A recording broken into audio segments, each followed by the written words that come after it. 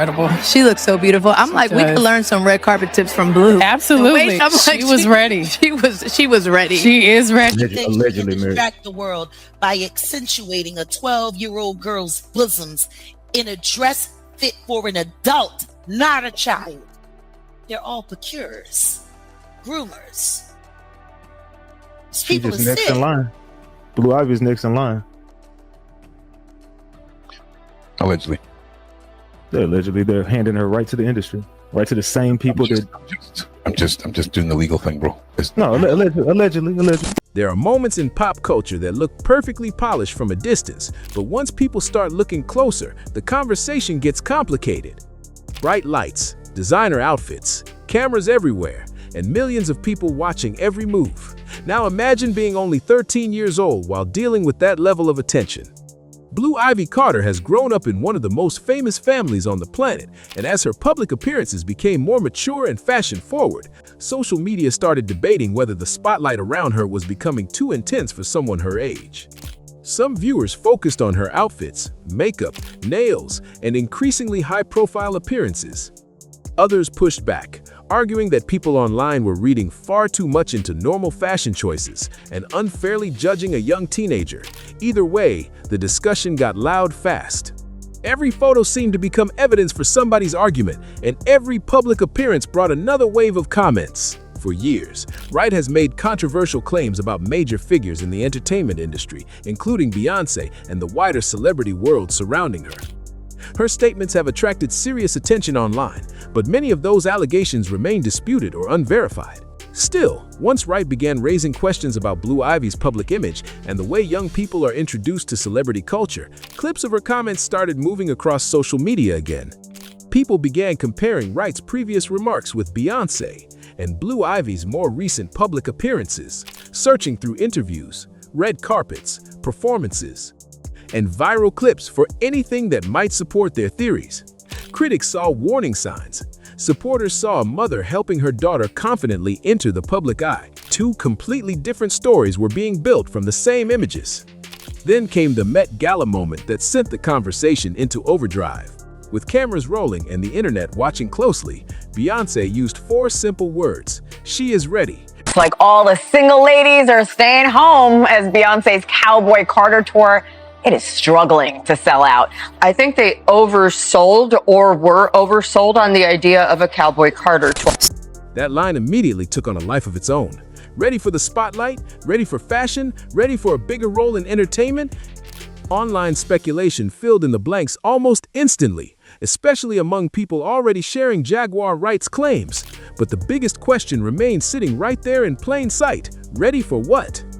Tonight, we're digging into one of the most explosive and controversial allegations to hit modern celebrity culture. The story surrounding Beyonce, Jay-Z, and Jaguar Wright has spread across social media like wildfire, mixing old industry rumors with new accusations. But before going any further, one thing matters: allegations are not proof. Many of Wright's claims have been disputed, challenged, or remain publicly unverified, even as clips of her interviews continue pulling massive attention online. Jaguar Wright isn't presented by her supporters as some random outsider taking shots at powerful celebrities. She worked in the music business and moved through entertainment circles herself. Over the years, she has described the industry as a place where fame, money, and influence can create ugly power dynamics behind the polished public image. She has also made disturbing claims about how some young performers are allegedly treated, though those broader accusations should not automatically be treated as established fact. And when Wright decided to speak publicly, she didn't hold much back. Interview after interview started circulating online. She named famous people, questioned relationships inside the industry, and made allegations involving Beyonce, Jay-Z, and individuals connected to their celebrity circle. Some viewers believed she was exposing secrets, others were afraid to discuss. Critics argued she was making extraordinary accusations without enough evidence to support them.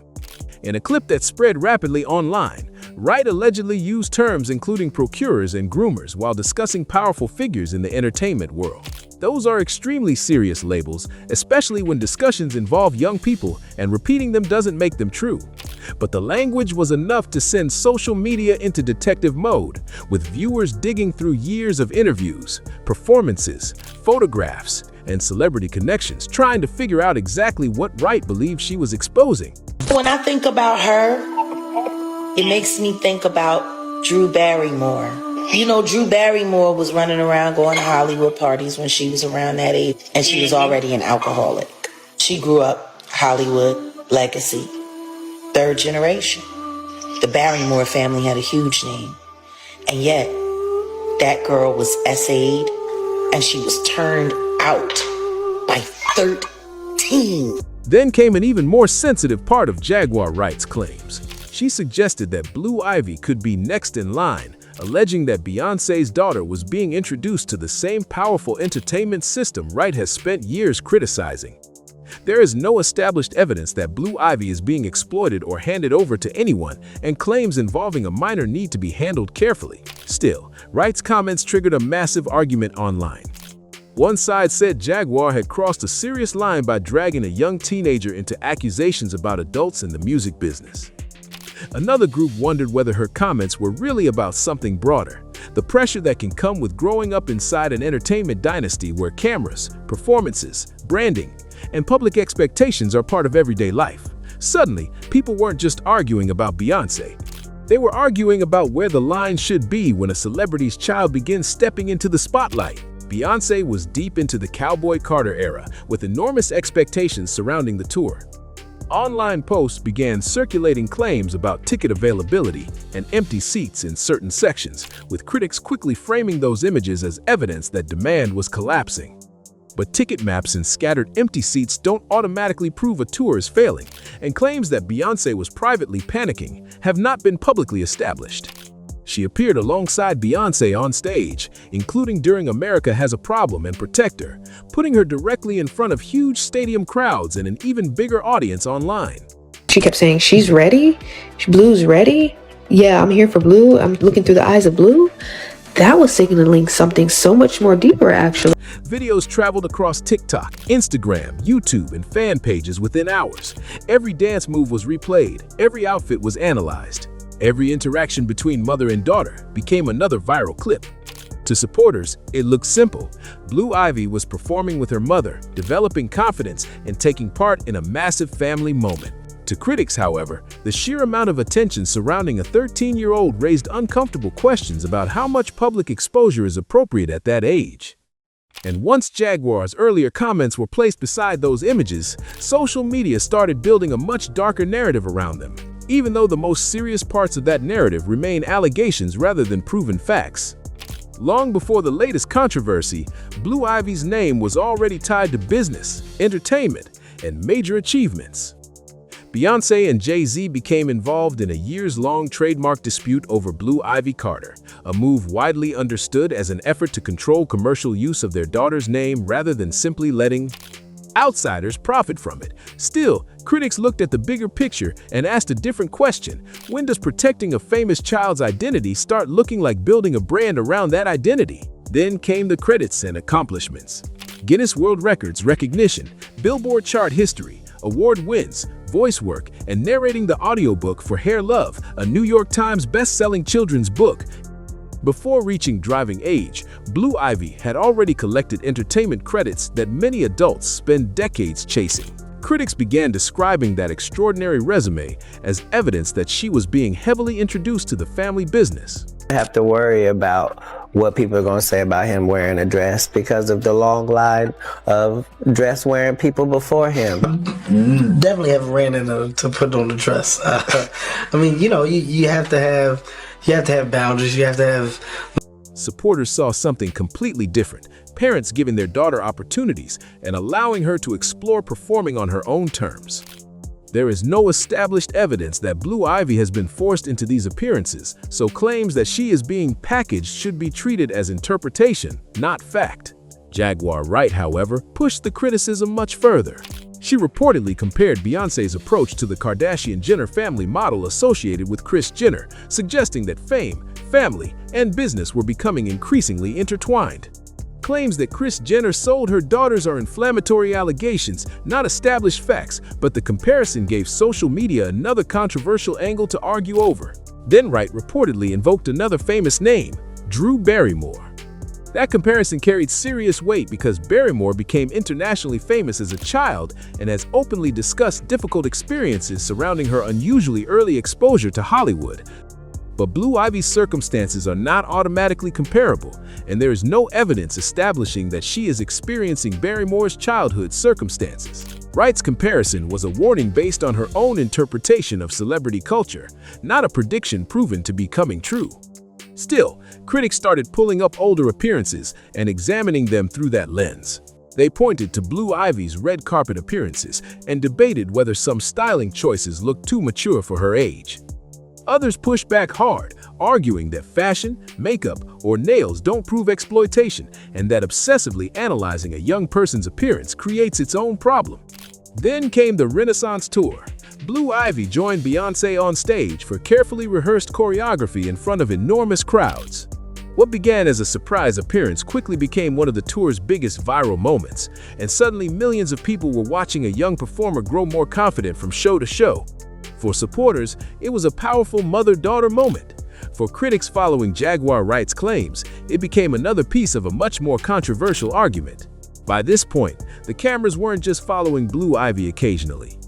Every public appearance could be photographed from dozens of angles, clipped into short videos, reposted across social media, and preserved online indefinitely. And that reality creates a separate concern that has nothing to do with any unproven conspiracy. Once images of a young person hit the internet, nobody can fully control who downloads them, reposts them, edits them, or where they eventually end up. Critics began collecting examples they believed showed Blue Ivy entering increasingly adult celebrity spaces. They pointed to her appearance around Rolling Loud, a festival environment largely marketed toward adults, and her attendance at a Sabrina Carpenter concert, where some songs contain mature themes. They also scrutinized Blue Ivy's red carpet styling, sometimes describing certain dresses and beauty choices as too mature for her age. Jaguar Wright reportedly took that criticism further, making specific comments about the teenager's appearance. I don't care nothing about your beehive. Those little demons would get sprayed down with my mouth. Pure holy water.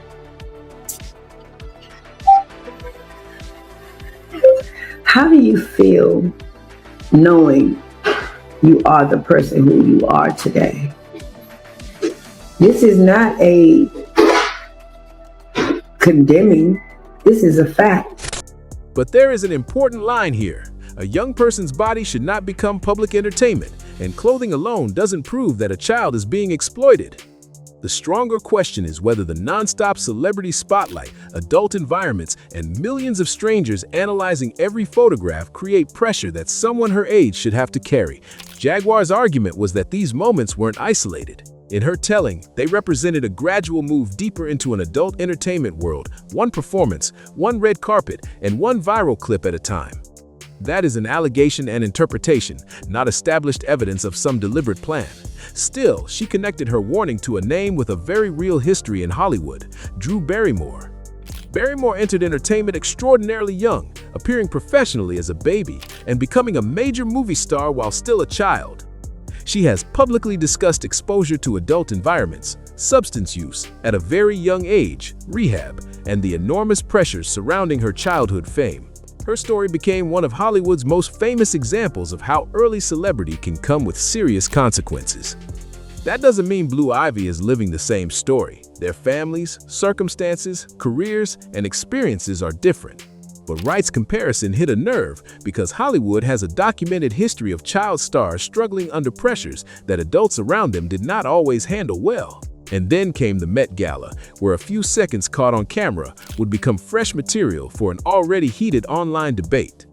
Then came Beyoncé's return to the Met Gala after nearly a decade away, and Blue Ivy became part of the conversation surrounding the night. Some old bitch running around in her drawers with chaps on, who advertised the song with a banjo, and we got no banjo. Had Blue Ivy out there making mistakes and looking wild, forgetting where she was. And they keep putting this little girl in dresses where her cleavage is pushed up. Reports have long described the gala as having an 18 and over attendance policy, while celebrity children have sometimes appeared around the event without necessarily attending the main gala itself. So claims that Blue simply broke the rules, or that another celebrity's child was specifically rejected under identical circumstances, need stronger evidence before being presented as fact. But what really sent social media into detective mode wasn't just where Blue appeared, it was Beyoncé's own words. During coverage surrounding the event, Beyoncé was heard saying, "She's ready. Blue's ready. Yeah, I'm here for Blue. I'm looking through the eyes of Blue." Those words immediately started bouncing around online, with people trying to decode what she meant. Some viewers heard nothing sinister at all. To them, Beyoncé was simply describing the experience of watching a major fashion moment through her daughter's perspective and supporting Blue as she becomes more comfortable in public.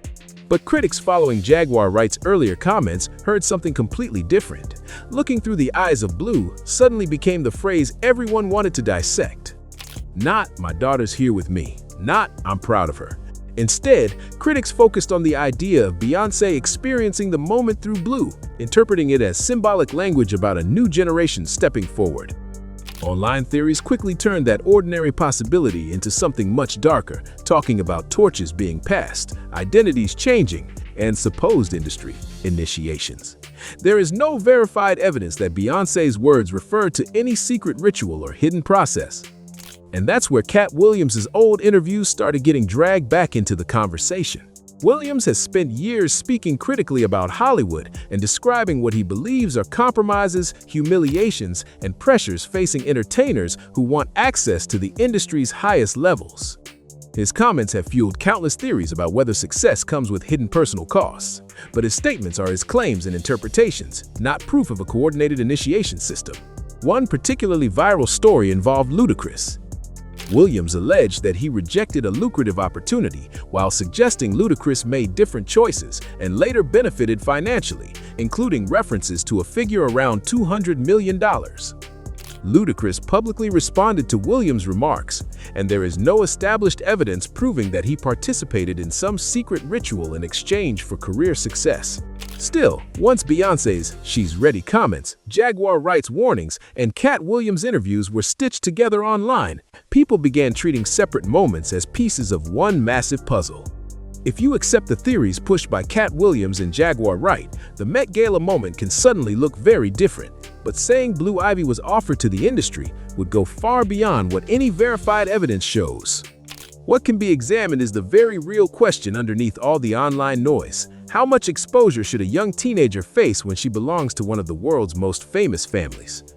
And this is where Tina Knowles enters the story, because some of her public comments have been pulled into the debate in ways she may never have intended.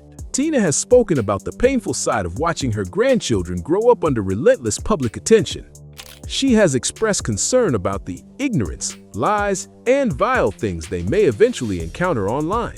Those comments reveal a grandmother worried about the cruelty that can follow famous children, but they are not evidence that she was secretly warning people about Beyoncé or accusing her daughter of harming Blue. Known publicly as Blac Chyna's mother, Tokyo Toni has built a reputation online for speaking in an extremely confrontational, unfiltered style. When she discussed Beyoncé and Blue Ivy, she didn't approach the subject carefully. She attacked the situation with the kind of language that immediately generates clips, reactions, and arguments across social media. But underneath all that noise was the same question people had already been fighting over. Are viewers watching a mother support her daughter's ambitions? Or are they watching a famous family introduce the next generation to an industry that can place enormous pressure on young performers? Tokyo Toni had her own answer, and she wasn't subtle about it.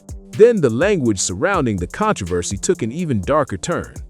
Grooming, demons, and holy water. Tokyo Toni's comments weren't simply criticism of Beyoncé's parenting. She appeared to frame the situation as something much larger and even spiritual, connecting celebrity culture, fame, image, and influence to ideas that quickly sent conspiracy-minded corners of social media into overdrive. Tokyo reportedly suggested that Beyoncé wasn't only shaping Blue Ivy's path into entertainment, but influencing how an entire generation of young black girls views fame, glamour, success, and empowerment. That's an extraordinary accusation, and there is no verified evidence that Beyoncé is participating in some hidden spiritual agenda or deliberately harming young people. But once those claims started circulating, people began looking at completely unrelated details as though they were clues. And that's when the Met Gala footage became a social media crime board. People replayed videos, froze individual frames, zoomed into clothing, studied jewelry, and searched for symbolism in Beyoncé's styling. Things that had originally been discussed as fashion suddenly became evidence for increasingly elaborate theories. One major focus was Beyoncé's dramatic black look, which viewers compared to skeletal imagery. Online posts also connected the design to older artistic depictions of death, including claims about a 1944 work titled The Visitor. From there, the interpretation became much more extreme. Beyoncé hadn't simply worn a dark, theatrical fashion piece. According to those theories, she had supposedly appeared symbolically dressed as death. But symbolism is open to interpretation, and a dark or skeletal-looking outfit does not establish anything sinister by itself. Then attention shifted to another outfit. Social media users began circling patterns and shapes in screenshots, with some claiming they could see satanic symbols hidden inside the design. Similar accusations have followed Beyoncé's visual work for years, usually based on viewers assigning secret meanings to fashion, choreography, hand gestures, or stage imagery without evidence of an actual occult connection.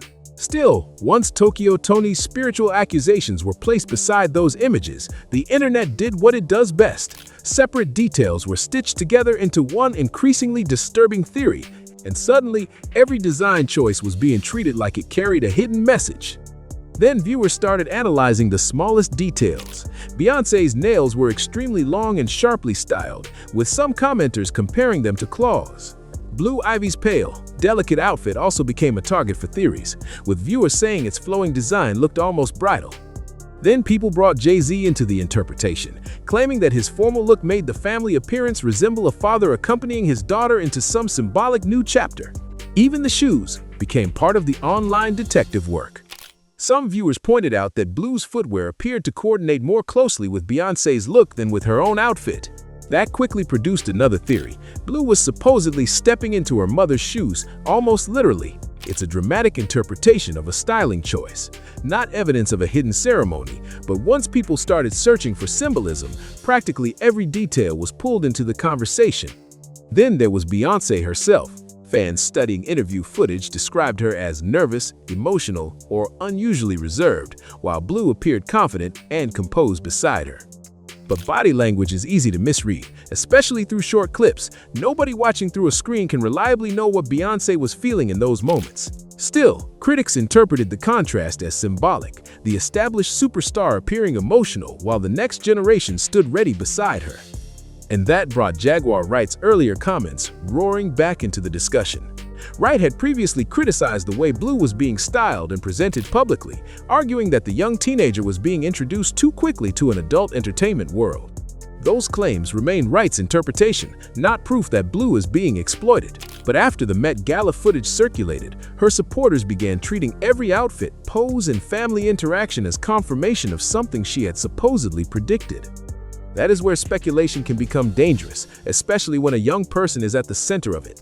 Fashion isn't proof of an initiation. A parent's expression isn't proof of a secret agreement. Matching clothes aren't evidence of a hidden ritual. And "she is ready" can have ordinary meanings that have nothing to do with the darkest theories spreading online. But those 4 words still became the center of the controversy. She is ready. So the debate wasn't going away.